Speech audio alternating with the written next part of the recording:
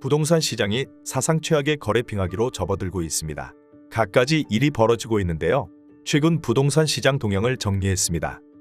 KB국민은행에 따르면 8월 전국 아파트 매매 가격은 전월보다 0.23% 하락해 2019년 4월 이후 3년 4개월 만에 가장 크게 내렸습니다. 특히 8월 마지막 주 전국 아파트 값은 일주일 전보다 0.14% 내렸는데 2012년 8월 첫째 주 이후 10년여 만에 가장 많이 내린 것입니다. 가격 하락은 대장 아파트들도 피하지 못하고 있습니다. KB국민은행의 월간 주택 가격 동향 조사에 따르면 8월 기준 KB선도 아파트 50지수가 0.72% 하락한 것으로 나타났습니다. 2020년 4월 마이너스 0.91% 이후 2년 4개월 만에 최대 하락폭인데요. 지난달 0.23% 떨어지며 2년 2개월 만에 하락세로 돌아선 데 이어 한 달 만에 낙폭이 3배로 확대되고 말았습니다. 또 전국 미분양 주택은 6월 말 기준 27,910가구로 전년 같은 달 16,289가구와 비교해 71% 급증했습니다.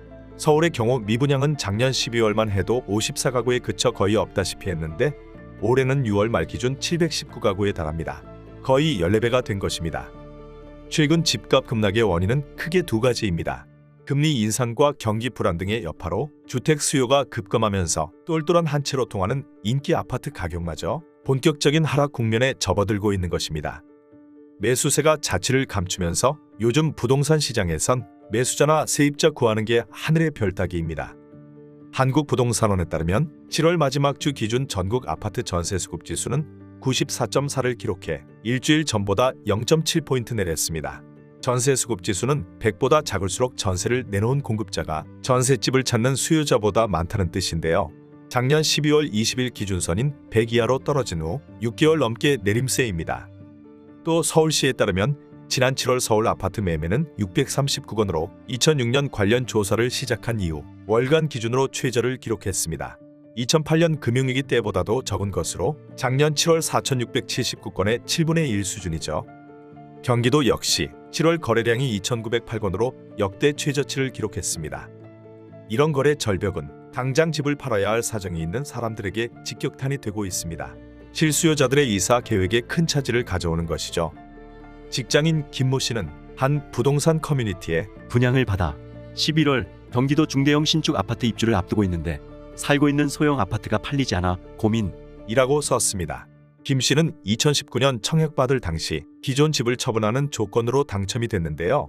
유예기간까지 매수자를 구하지 못하면 당첨이 취소되고 맙니다. 김 씨는 중개업소 여러 곳에 매물을 내놓고 호가도 크게 내려 급급매로 내놔봤지만 2달 넘도록 집을 보러 오는 사람이 단 한 명도 없다 고 하소연했습니다. 이런 상황은 김 씨만의 일이 아닙니다.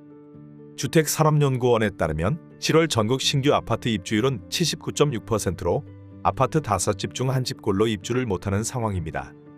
미입주 원인을 설문한 결과 기존 주택 매각 지연이 40%로 가장 많았는데요. 기존 주택을 팔지 못하면 분양 대금을 마련하지 못하는 것은 물론 청약 조건에 따라 당첨 자체가 취소될 수 있습니다. 2019년 정부가 규제 지역의 1주택자 당첨자에 대해 기존 주택 매각을 조건으로 내걸었기 때문이죠.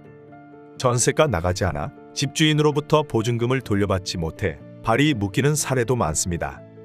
직장인 이모 씨는 서울 서초구에서 전세로 살다가 자녀 교육이 끝나서 원래는 10월이 되면 동작구 본인 소유 집으로 옮길 계획이었습니다.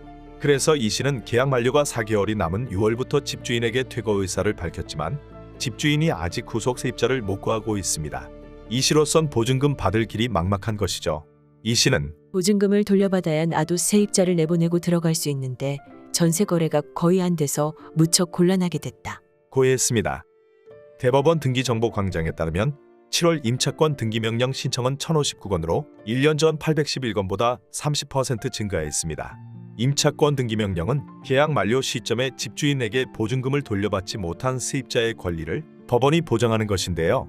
특히 수도권이 심각합니다. 임차권 등기명령 가운데 수도권 신청 건수가 전체의 76%를 차지한 것으로 나타났습니다. 이런 거래 절벽이 법적 분쟁으로 비화할 것이란 우려도 제기됩니다. 최근 세입자들 사이에선 계약 만료 전에 미리 보증금 미반환으로 인한 모든 금전적 피해에 대한 책임은 임대인이 진다 는 내용 증명을 임대인에게 보내는 사례가 늘고 있다고 합니다. 부동산 시장 관계자는 앞으로 금리가 더 오르면 무리하게 대출을 일으킨 사람들이 주택 처분에 나서면서 시장 충격이 더 커질 수 있다. 고 경고했습니다.